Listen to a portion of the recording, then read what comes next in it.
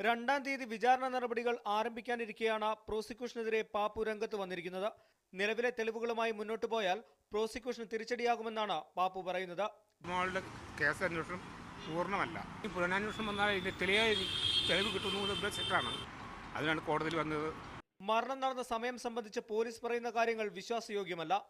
Postmortem ചെയ്യുന്നതിന് ജിഷയുടെ മൃതദേഹം കൊണ്ടുവരുമ്പോൾ തന്നെ ആന്തരിക അവയവങ്ങളടക്കം അഴുകി തുടങ്ങിയിരുന്നു.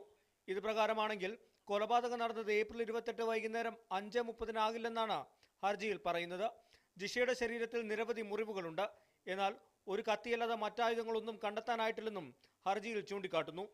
കൂടാതെ ജിഷയുടെ വയറ്റിൽ മദ്യത്തിന്റെ അംശം കണ്ടെത്താനായിട്ടില്ലെന്നും ബലാത്സംഗം നടന്നതായി തെളിയിക്കാനായിട്ടില്ലെന്നും പരാതിയിൽ പറയുന്നുണ്ട്. ഈ സാഹചര്യത്തിൽ വിചാരണ നടപടികളുമായി മുന്നോട്ടു പോയാൽ പ്രതിഭാഗത്തിന് ഇത് മുതൽക്കൂട്ടാകുമെന്നും ഹർജിയിൽ വ്യക്തമാക്കുന്നുണ്ട്. പരാതി സ്വീകരിച്ച എറണാകുളം പ്രിൻസിപ്പൽ സെഷൻസ് കോടതി പ്രത്യേക സാഹചര്യം കണക്കിലെടുത്ത് ചേംബറിൽ വെച്ച് നാളെ കേസ് പരിഗണിക്കാൻ തീരുമാനിച്ചിട്ടുണ്ട്. Toby Johnson, media 1, Kochi.